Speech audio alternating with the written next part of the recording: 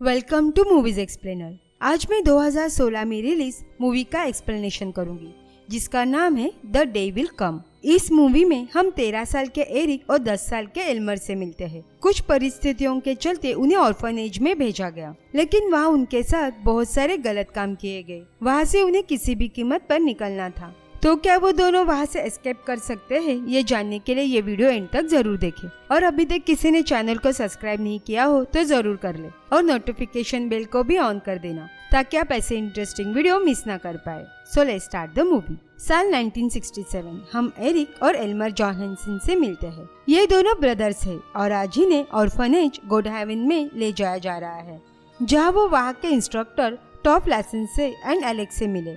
वहाँ उन दोनों को कोई भी प्रॉपर वेलकम नहीं मिलता। उन्हें डायरेक्टली सोने के लिए कहा जाता है। ये सब कुछ दिन पहले शुरू हुआ था। इन दो भाइयों को मैगजीन और टेलीस्कोप चुराते हुए पकड़ा था। हमें पता चलता है कि जो एल्मर है उसे स्पेस में काफी इंटरेस्ट है। होने वाले रॉकेट लैंडिंग को वो देखना चाहता है। उनका टेक केयर उनकी मदर मॉरेन करती है, जो एक विडो है। चाइल्ड वेलफेयर ऑफिसर्स उनके मदर से कंप्लेन करते हैं कि ये दोनों अपने क्लास स्किप करते हैं और हमेशा कुछ ना कुछ गड़बड़ करते रहते हैं। मॉरेन के पास इतने पैसे नहीं थे कि वो अपने बच्चों को एक अच्छी लाइफ और एजुकेशन दे सके, और वो अपने काम के चलते हर पल उनके साथ नहीं रह सकती थी। वो ऑफिसर उन्हें वार्न करता है कि अगर नेक्स्ट टाइम इन दोनों ने कुछ भी गड़बड़ की तो उन्हें आपसे अलग किया जाएगा। उनकी ये बात जल्द ही सच होती है। तबीयत खराब होने के कारण मॉरेन को हॉस्पिटल में भर्ती किया गया। वह मॉरेन को कैंसर डायग्नोस्ड होता है। उन दो बच्चों के अंकल उनके कस्टडी के लिए रिक्वेस्ट करते हैं, लेकिन उनका खुद का कोई ठिकाना नहीं था और उनकी इनकम भी कुछ खास नहीं थी। तो चाइल्ड वेलफेयर डिसीजन लेती है कि उन्हें ऑर्फनेज में भेजा जाएगा। स्टोरी प्रेजेंट डे पे शिफ्ट होती है। इस ऑर्फनेज की उनकी ये पहली सुबह थी। वो देखते हैं कि सारे बच्चे एक ही टाइम पे उठते हैं। वहाँ से वो सब मेस हॉल में गए, जहाँ वो बिना ऑर्डर के ना तो बैठ सकते थे और ना ही कुछ खा सकते थे। खाते वक्त उन्हें बिल्कुल भी चुप रहना पड़ता था।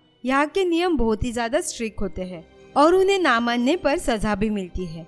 हम मिस लिलियन और प्रिंसिपल फेड्रिक से मिलते हैं, जो न्यू टीचर लिलियन को यहाँ के बारे में बता रहे थे। वो ये भी कहते हैं कि फिजिकल पनिशमेंट कायदे के अनुसार बैन है, लेकिन यहाँ गोडहैवन में पनिशमेंट पे कोई बैन नहीं है और वो भी इसका यूज करना चाहे तो वो कर सकती है। लेकिन ये मिस लिलियन का स्टाइल नहीं होता। मेस हॉल में सब बच्चे बड़े ही डिसिप्लिन में न्यू टीचर का वेलकम करते हैं। मिस्टर फेड्रिक उन दोनों से उनके नाम पूछते हैं। नाम पता चलने पर उन्होंने उनके फ्यूचर प्लान्स के बारे में पूछा। एल्मर ने उसे फ्यूचर में वो एस्ट्रोनॉट बनना चाहता है ये कहा। ये सुनते ही फेड्रिक ने उसे एक तमाचा मारा। फेड्रिक को एल्मर का ऐसे आंसर करना शायद रूड लगा। वहाँ के सारे लड़कों को काम करना जरूरी था, तो फेड्रिक उन दोनों को पत्थर उठाने का काम देता है। एरिक के छोटे भाई का पैर थोड़ा ट्विस्ट था, इस वजह से कोई भारी सामान उठाने पर उसे दर्द होता है। ये बात एरिक फेड्रिक को बताता है, लेकिन फेड्रिक उसे एक थप्पड़ मारता है। काम करने के बीच उन्हें लंच ब्रेक मिला। लंच में उन्हें एक ट्रे में कुछ चॉकलेट्स दिए गए। सब लड़के उस ट्रे पे टूट पड़े। उन दोनों को ज्यादा कुछ नहीं मिलता, लेकिन उन्हें बाकी लड़कों से इंटरेक्ट करने का मौका मिला। वहाँ उनकी मुलाकात टॉगर और उसके दोस्तों से हुई। टॉगर उन्हें शांत और फेड्रिक के नजरों से चुप कर रहने का एडवाइस देता है। इस वजह से वो किसी के नजर में नहीं आएंगे तो उन्हें पनिशमेंट भी नहीं मिलेगी, और ऐसा उन्हें वो 15 साल के होने तक करना होगा। फिर उन्हें एक इटर्निटी नोट दिया जाएगा और उसके बाद वो फ्री है यहाँ से जाने के लिए। तभी कुछ लड़के आके उन्हें सिगरेट और खाने के लिए पूछते हैं।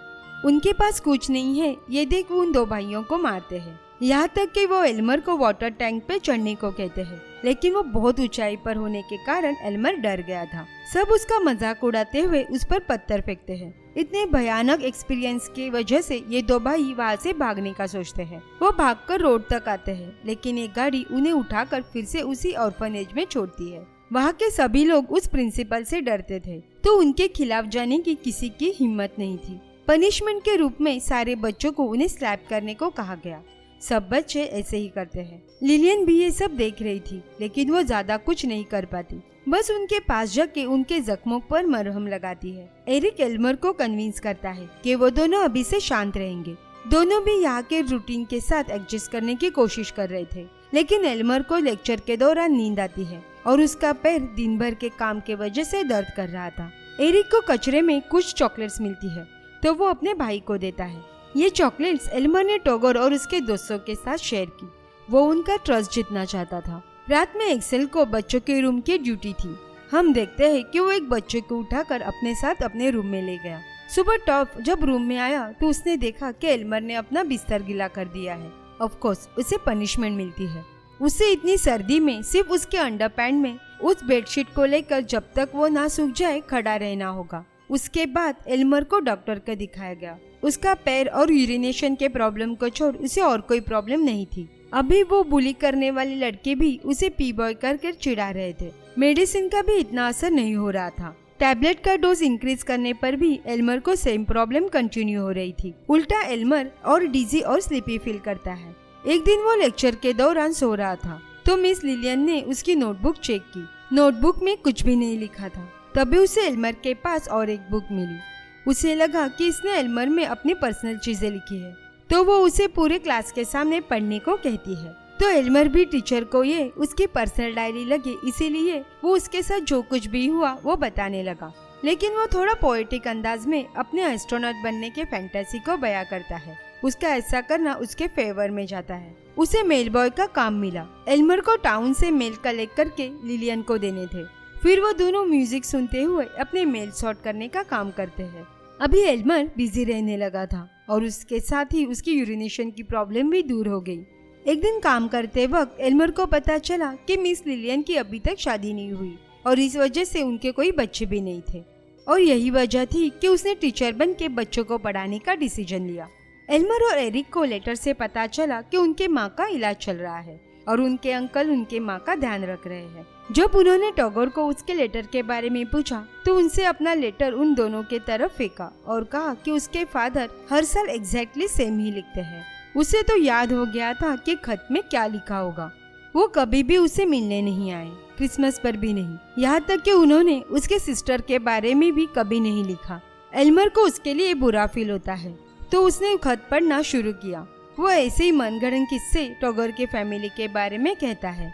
एल्मर ने कहा कि उसकी सिस्टर उसे बहुत मिस करती है। टैगोर को पता था कि वो झूठ बोल रहा है, लेकिन वो फिर भी उसे थैंक्स कहता है। झूठी सही, पर आज उसे थोड़ा अच्छा फील होता है। उसके बाद से वहाँ के सारे बॉयज अपने लेटर एल्मर को पढ़ने देते हैं। एल्मर भी उसे एक स्टोरी की तरह पढ़ता है।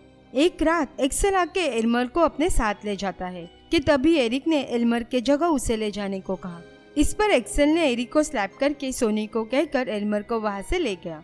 रूम में जाने के बाद पहले ही डरे हुए एल्मर को एक्सेल ने कहा कि अगर तुम नहीं चाहते कि एरिक को कोई प्रॉब्लम हो तो वो जैसा कहता है तुम्हें करना होगा। कुछ घंटों के बाद एरिक ने एल्मर को देखा। वो बेहोश होकर नीचे गिर गया था। उसी दिन सुबह लिलियन इस इंसिडेंट के बारे में बाकी टीचर से डिस्कस करती है, पर वो शॉक होती है कि कोई भी इस बारे में बात नहीं करना चाहता।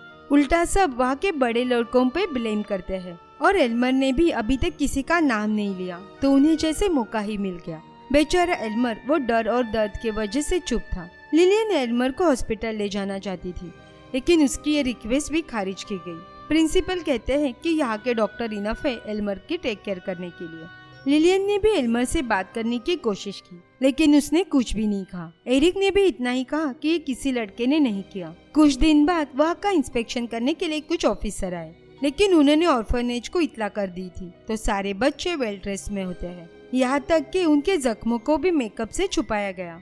हम देखते हैं कि सारे लड़के ऐसे खुश हैं जैसे यहाँ उन्हें कोई प्रॉब्लम ही ना हो। ऐसे बिहेव करना उनकी मजबूरी थी, नहीं तो उन्हें पनिश किया जाता। इंस्पेक्टर को दिखाने के लिए कुछ बच्चे कारपेंट्री वर्कशॉप में काम कर रहे थे। फेडरिक ने कहा कि हम इन्हें फ्यूचर के लिए रेडी कर रहे हैं। तभी एक्सेल ने एल्मर को साइड ऑफिस में ले जाकर उसे चुप रहने के लिए गिफ्ट दिया। ये सब एरिक नोटिस कर रहा था और जैसे ही एल्मर वहाँ से निकल गया, एक्सेल अपने काम पर लौट आया। एरिक ने अपने भाई का बदला लेने के लिए सेफ्टी मशीन को बंद कर दिया और इस वजह से एक्सेल की उंगलियां कट गई। एक्सेल को हॉस्पिटल भेजा गया। अभी बॉयज एटलीस्ट कुछ दिनों के लिए उसके अब्यूज से सेफ थे। फेडरिक को एरिक पे शक होता है, लेकिन वो बिना सबूत के कुछ नहीं कर सकता था और यही बात उसे परेशान कर रही थी। डिनर के दौरान एरिक को उसके अंकल का कॉल आया।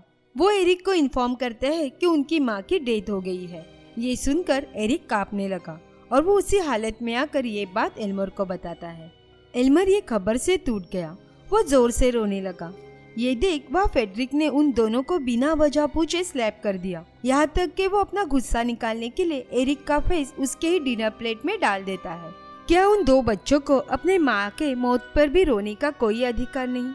फेडरिक का गुस्सा और मार भी उन दोनों को रोने से नहीं रोक पाती, तो वो बाहर से गुस्से में निकल गया। लिलियन जाके उन दोनों को संभालती है।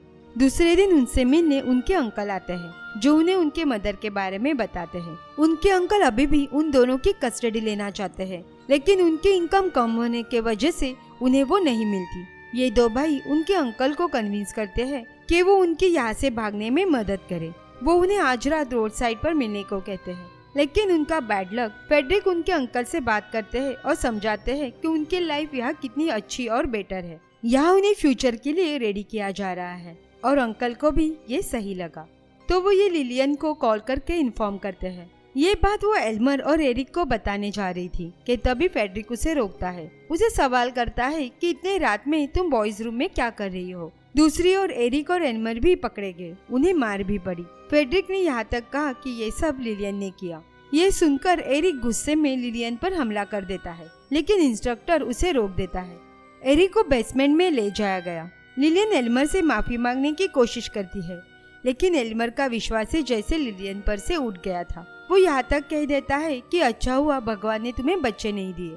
ये सुनकर लिलियन उसे स्लैप करती है, लेकिन उसे तुरंत ही अपने किए पे पछतावा हुआ। लेकिन तब तक एल्मर वहाँ से जा चुका था। उसने रियलाइज किया कि ये जगह उसे बदल रही है और वो उनके जैसे ही बनती जा रही है, तो उसने ये जॉब छोड़ने का डिसाइड किया। नेक्स्ट मॉर्निंग लिलियन जाने लगी और उसी मोमेंट पर एक्सेल की एंट्री होती है और तभी से दो भाई गोस्ट की तरह रहने लगे। साल 1969। गर्ट हैटमैन ये भी एक इंस्पेक्टर थे जो इस ऑर्फनेज का इंस्पेक्शन करने आए थे, लेकिन इस बार ये सब बिना इन्फॉर्म किए आए, तो फेडरिक को कुछ हाइड करने का मौका नहीं मिलता। हमें पता चलता है कि फेडरिक को उसके 50 साल के सर्विस के लिए नाइट क्रॉस मिलने वाला था, तो सिर्फ इंस्पेक्टर को ये चेक करना था कि ऑर्फनेज में सब कुछ ठीक तरह से चल रहा है या नहीं।